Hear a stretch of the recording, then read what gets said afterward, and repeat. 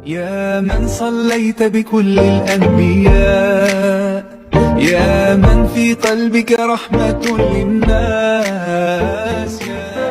Assalamualaikum warahmatullahi wabarakatuh. Dalam video ini kita akan membahas tentang tokoh pembaruan Islam, yaitu Jamaluddin Al-Afghani. Sebelum kita membahas tokoh Jamaluddin Al-Afghani, kita akan mengetahui dulu apa itu pembaharuan Islam. Pembaharuan Islam adalah upaya-upaya untuk menyesuaikan paham keagamaan Islam dengan perkembangan baru yang ditimbulkan kemajuan ilmu pengetahuan dan teknologi modern. Dalam bahasa Arab, pembaharuan Islam disebut tajdid. Secara harfiah, tajdid berarti pembaharuan dan pelakunya disebut mujaddid. Dengan demikian, pembaharuan dalam Islam bukan berarti mengubah, mengurangi atau menambahi teks Al-Quran maupun hadis, melainkan hanya menyesuaikan paham atas keduanya. Dalam bahasa Arab, sesuatu dikatakan jadid atau baru jika bagian-bagiannya masih erat, menyatu dan masih jelas. Maka upaya tajdid seharusnya adalah upaya untuk mengembalikan keutuhan dan kemurnian Islam kembali. Selanjutnya kita akan membahas tentang biografi Jamaluddin Al-Afghani. Jamaluddin Al-Afghani dilahirkan di Asadabad, dekat Kanar di distrik Kabul, Afghanistan pada tahun 1838 Masehi. Tahun Hijriahnya 1254 Hijriah. Ayah Jamaluddin Al-Afghani adalah Syahid Hasan, dikenal dengan gelar Syadar Al-Husaini. Pada tahun 1853 ia melewat ke India, di mana ia diperkenalkan dengan studi-studi ilmu-ilmu Eropa. Ada waktu selanjutnya ia melakukan perlawatan ke berbagai negara di dunia seperti Hijaz, Mesir, Yaman, Turki, Rusia, Inggris, dan Perancis. Dalam usia 18 tahun, Al-Afghani tidak hanya menguasai ilmu keagamaan, tetapi juga mendalami filsafat, hukum, sejarah, metafisika, kedokteran, sains astronomi, dan astrologi.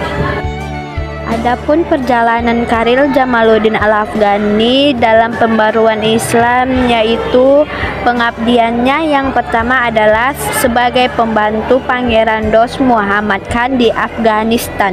Hal ini digelutinya ketika ia berusia 22 tahun, kemudian menjadi penasehat Ali Khan pada tahun 1864 dan pada zaman pemerintahan Ajam Khan diangkat menjadi Perdana Menteri. Namun karena campur tangan Inggris, Al-Afghani akhirnya meninggalkan Kabul ke Mekah.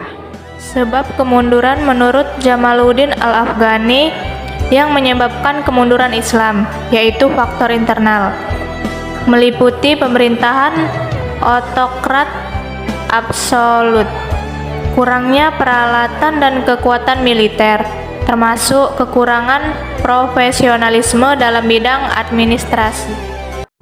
Adapun pemikiran Jamaluddin Al-Afghani dalam pembaruan Islam, yaitu pada tahun 1889 Al-Afghani diundang ke Persia untuk suatu urusan persengketaan politik antara Persia dengan Rusia, dalam rangka usaha membangkitkan semangat umat Islam serta pengembalian keutuhan umat Islam.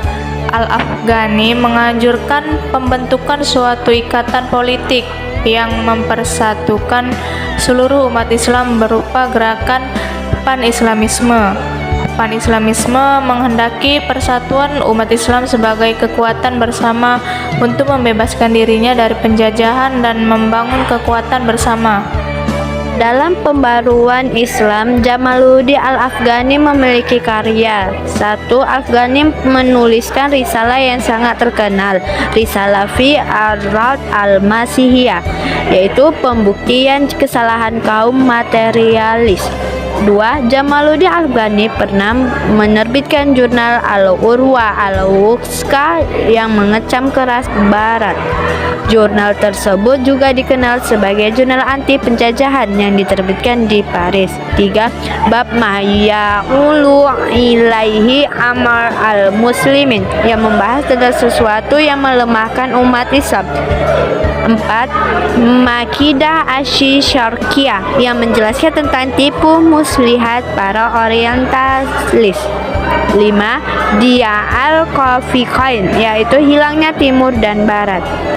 Demikianlah yang dapat kami jelaskan tentang tokoh Jamaluddin Al-Afghani dalam pembaruan Islam. Kami harap bisa bermanfaat.